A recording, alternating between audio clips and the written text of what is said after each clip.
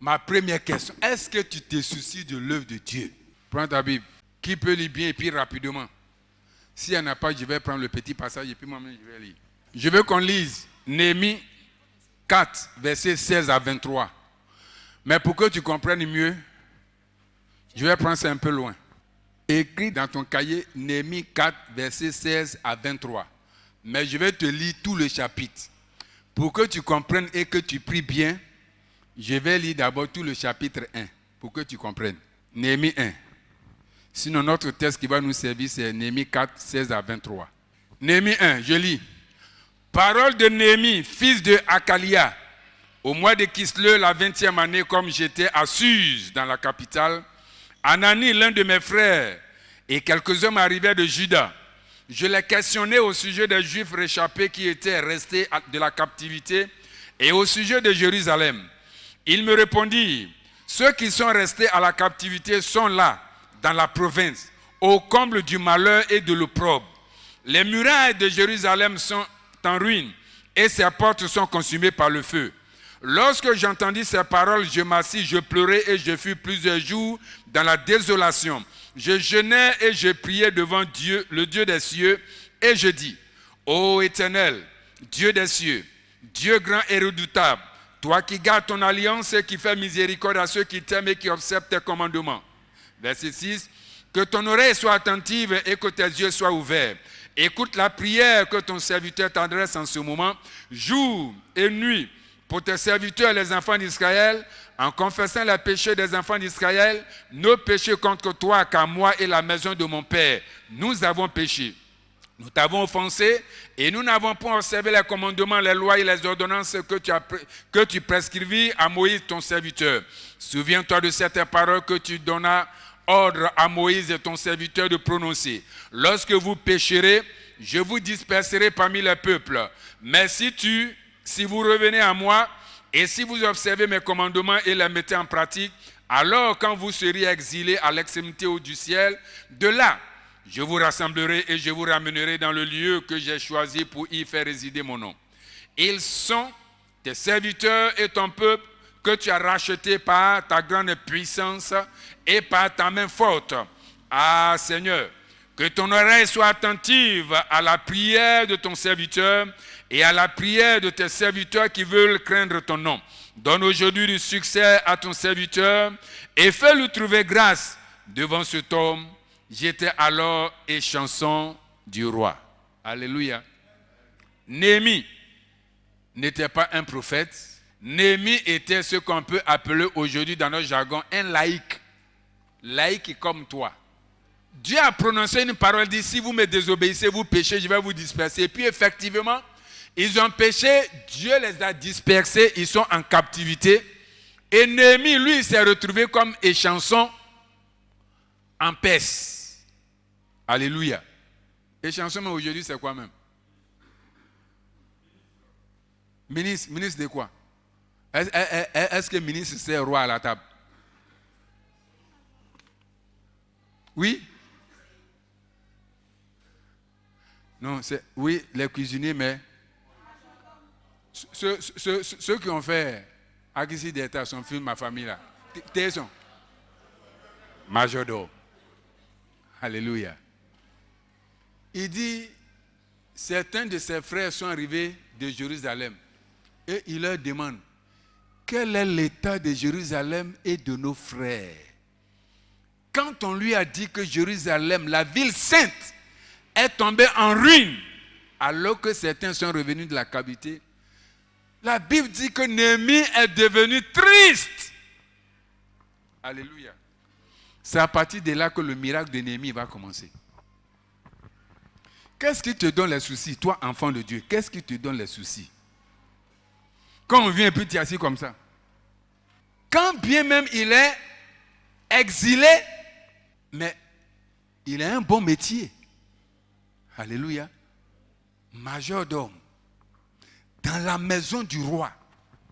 Et il servait tellement bien qu'il avait de bons rapports avec le roi. Il y a des gens aujourd'hui, ils n'ont aucun bon rapport avec son patron. Oh, moi, je ne suis pas les gens qui vont te lécher les pieds ici. Hein. Je suis venu avec mon diplôme. On t'enlève ici, tu vas aller là-bas.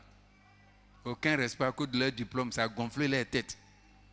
Simple servante là même là. Ma patronne, elle est assise, c'est moi qui ai fait tout.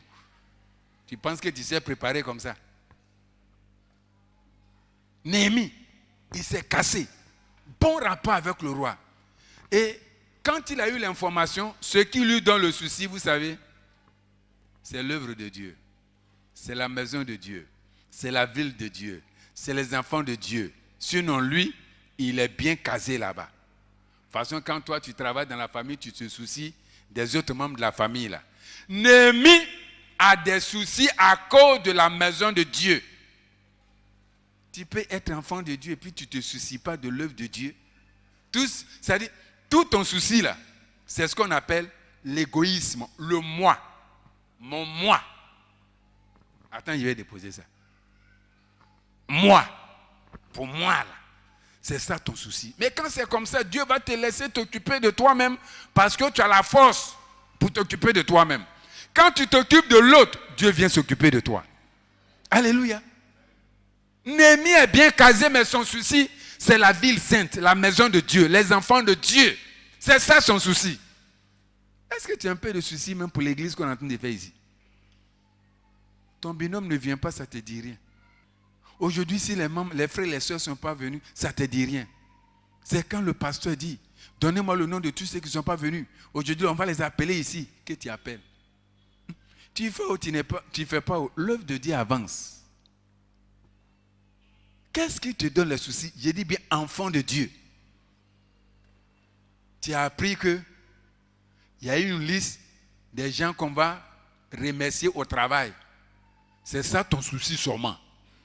Comme on dit, il y a des gens qu'on va renvoyer là. Là, tu te soucies. Mais si on dit on a envoyé papier à l'église pour dire on fait sonore, quoi sonore là même là? Diacre. Nuisance sonore. Oh, dis-moi au groupe musical, quand il diminue là, mais il ne diminue pas. C'est bon, mais. C'est-à-dire, ce qui concerne Dieu là, ça ne t'intéresse pas. Tu es parti au travail, tu as compté ton argent, tu as eu promotion, tu es content. Mais quand Dieu dit 6 jours pour toi, un seul jour pour lui là, les 6 jours là, tu ne vas pas rater un jour.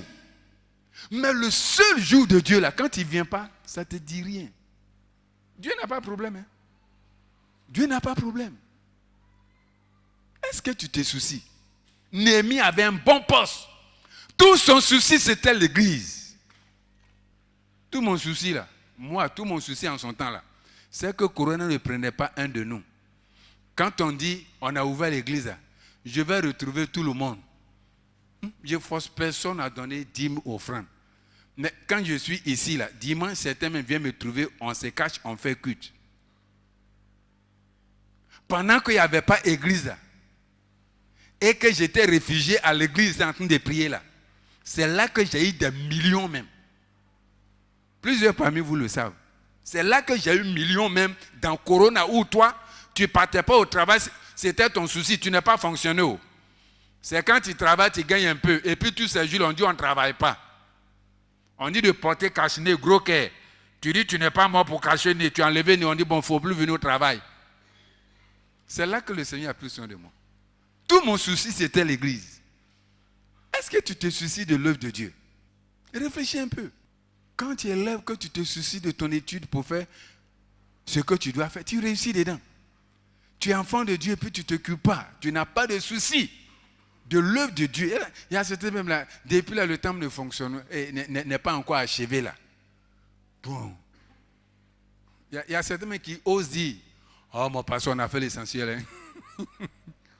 On a fait l'essentiel. Hein? On a fait l'essentiel. Oui, on a fait l'essentiel. Mais va lire la Bible, ce qu'on prend pour construire le temple de Dieu avant. C'est ce que nos frères catholiques font là. C'est-à-dire qu'ils ont tellement mis dedans qu'ils mettent les pierres jaune, orange, façon rubis là. Tout ça, c'est dans la Bible. C'est biblique. Ce n'est pas du gaspillage. Alléluia. Quand on a dit à Néhémie, c'est que lui, il doit être dans le château, même à l'exil. Il ne travaille pas chez un Libanais. C'est dans la maison du roi. Et c'est lui qui sert le roi. La Bible dit qu'il est devenu triste. Quand le roi est venu s'asseoir pour manger, il dit, mais Néhémie, d'habitude, là, ton visage n'est pas comme ça. Mais pourquoi ton visage? Il dit, mais comment est-ce que la ville de ton serviteur, la ville sainte, est détruite et puis je peux être en joie? Tu peux dire, oh, comment est-ce que le temple n'est pas encore achevé et puis moi je serai en joie? Comment le temple n'est pas achevé et puis moi je vais achever ma maison?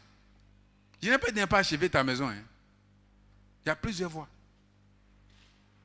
Moi-même, j'ai voulu faire aussi. Je vous ai dit une fois, je suis parti au village. J'ai dit, je vais construire ma petite maison aussi. Dieu dit, tu as oublié. Tu as dit que c'est quand le temple sera achevé que tu bâtiras pour toi. Tiens, c'est comme si les terres étaient à côté. Je suis... Fais attention à ce que tu penses et puis ce que tu dis. On a prié ici, vendredi soir. Toutes les mauvaises paroles que tu as sorties, les mauvaises pensées que tu as eues, retire, annule et déclare ça sans effet. Mais c'est là, quand je retire, ça ne sort pas. J'annule, mais c'est ça que ça se multiplie. À toi, mes cousins m'appellent seulement. Ah, parce que vous venez, j'arrive. Ils ne savent pas pourquoi. Mieux vaut obéir à Dieu que de faire pour toi. Le terrain là, à tout le monde m'a donné terrain là, comme ça. Ce n'est pas parce que je n'aime pas maison. J'ai une maison aussi. Mais je me soucie de pour Dieu d'abord. C'est quel fardeau tu portes? Quel est ton souci? Voici pour Néhémie. Et quand Néhémie a dit, voici ma situation, le roi lui a dit carrément, qu'est-ce que tu veux? Oh! Le roi, dans ce texte, le roi Perse, c'est l'image du roi des rois. Quand tu te soucies de l'œuvre de Dieu, Dieu va te dire, qu'est-ce que tu veux? Depuis là, tous tes projets, tu les as réalisés avec ton salaire. Vrai ou faux? Tu les as réalisés avec ce qui tu as travaillé et puis tu as eu. Dieu peut te surprendre. Et cela, je l'ai vu avec apôtre. C'est quand apôtre est sorti du système où il n'a plus salaire là. C'est là qu'il a construit sa maison qui est à Dabou là. Peut-être qu'un jour il va vous rendre témoignage. Ce n'est pas ce que tu es là, tu vas prendre pour réaliser. Mais travaille pour avoir ça quand même, c'est le départ. Alléluia. Le roi a dit, tu veux quoi? Quand il a expliqué ce qu'il veut là, le roi a donné ordre. Cette première partie là, c'est pour te dire qu'est-ce qui s'est passé. Et puis Néhémie s'est levé. Le roi lui a donné permission le temps qu'il faut. Le roi ne pouvait pas donner une permission comme ça. Ça fait combien de temps toi tu demandes permission au travail? Tu demandes 2 semaines, on ne te donne rien.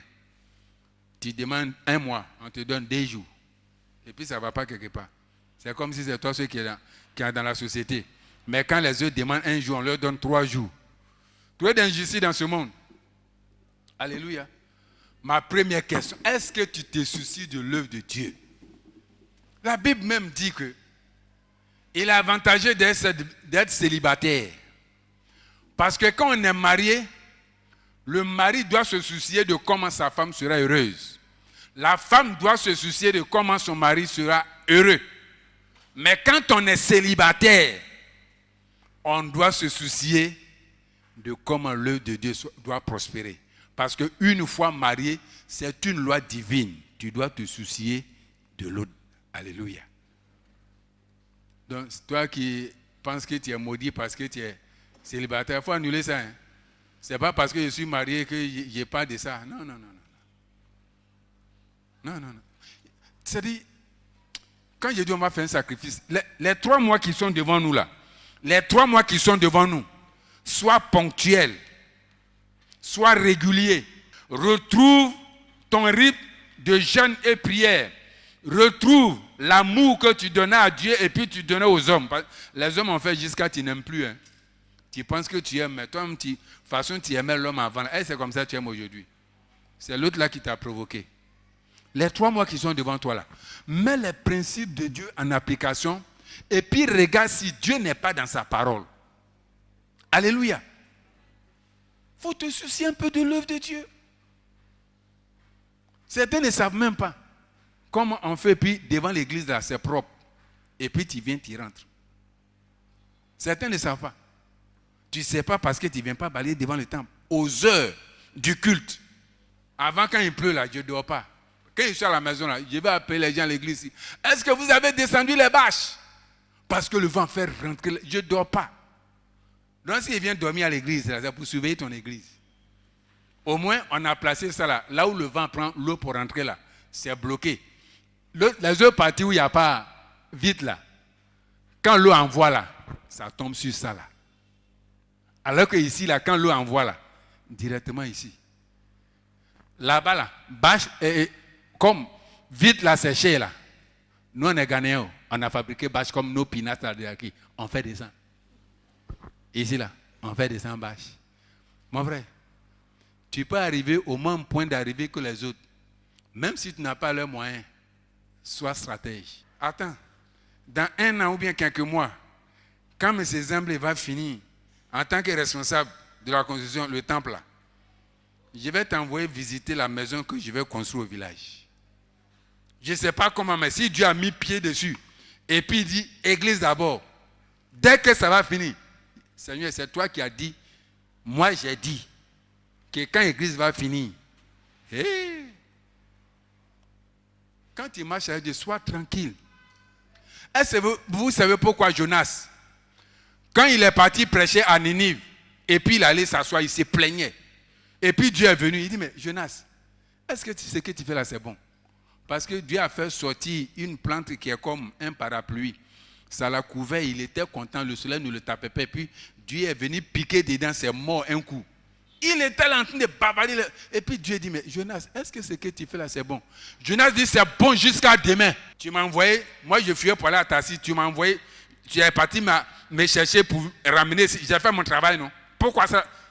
Quand tu fais ce qui est dans la parole de Dieu, tu as le droit de parler à ton papa. Toi aujourd'hui, là, si tu perds le travail, tu ne peux pas parler à Dieu. Il y a des principes, on n'a pas besoin de contrôler. Si je ne peux pas contrôler le côté spirituel prière, est-ce que tu pries à la maison? Est-ce que tu médites à la maison? Si je ne contrôle pas ça, pourquoi il vient contrôler ton argent ici? Il dit, mettez-moi à l'épreuve. Tu fais, tu vas voir. Tu ne fais pas, tu ne verras rien. C'est pourquoi il nous exhorte à le faire. Alléluia. Enfant de Dieu, où se trouve ton souci? Tu te soucies de quoi? Est-ce que tu te soucies un peu de la maison de Dieu, de l'œuvre de Dieu? Néhémie étant bien casé, avait toujours le souci de Jérusalem.